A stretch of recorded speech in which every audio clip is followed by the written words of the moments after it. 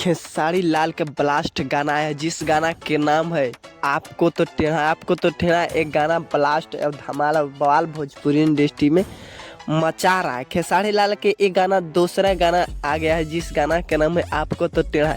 आपको तो टेढ़ा एकदम ब्लास्ट गाना है, फनी मूड के है और थोड़ा मोड़ा अश्लील टाइप का है, लेकिन होली अश्लील चलता है थोड़ा बहुत।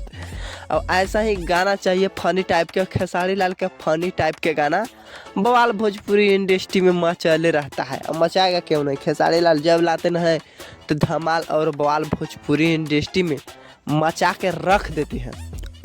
ऐसी नहीं लोग बोलता है ट्रेंडिंग स्टार खेसारी लाल। बात करें इस गाने को लिखे तो इस गाने को लिखे कृष्णा बेदर्दे गाना लिखते हैं तो धांसू गाना लिखते हैं, जिस गाना का नाम है आपको तो टेढ़ा है। आपको तो टेढ़ा तो धमाल और बवाल भोजपुरी इंडस्ट्री में मचा रहा है। अब बात करें कि संगीत दिए हैं, जो म्यूजिक दिए हैं आर्य शर्मा भी म्यूजिक दिए हैं, एकदम धांसू म्यूजिक दिए, कुछ कमी नहीं है। और फनी मूड में गाया गया है, और उसी टाइप पर म्यूजिक भी रखा गया है। धमाल और बवाल भोजपुरी इंडस्ट्री में मचा रहा है। खेसारी लाल जब भी गाना लाते हैं तो भोजपुरी इंडस्ट्री में धमाल और बवाल मचा के रख देते। ये गाने के व्यू के बात करें तो व्यू के रिस्पॉन्स अच्छा ही चल रहा है, कोई ख़राब नहीं है, अच्छा ही चल रहा है। जो चल रहा है ठीक ठाक चल रहा है अभी रिस्पॉन्स।